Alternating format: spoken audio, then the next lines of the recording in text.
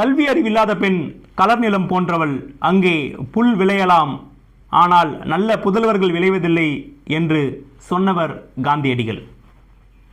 இந்த பெண்கள் சமூகத்தை எப்படி கல்வியிடமிருந்து அந்நியப்படுத்தி இந்த சமூகம் வைத்திருந்ததோ அந்த சமூக கட்டமைப்பை உடைத்து பெண்களை கல்வி சமூகமாக மாற்ற வேண்டும் என்பதற்காக தொடர்ந்து களத்தில் நின்று இயங்கி வந்தது, போராடி வந்தது, களப்பணி ஆற்றியது திராவிட இயக்கம்.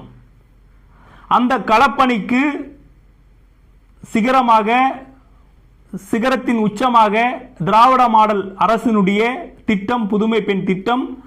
அந்த திட்டத்தின் மூலமாக இப்போது உயர்கல்வியிலே இதுநாள் வரைக்கும் இருந்ததை காட்டிலும் 34% பெண்களுடைய அந்த வருகை அதிகரித்து இருக்கிறது என்கின்ற போது திராவிட மாடல் அரசினுடைய வெற்றி என்ன என்பதை நம்மால் புரிந்து கொள்ள முடிகிறது.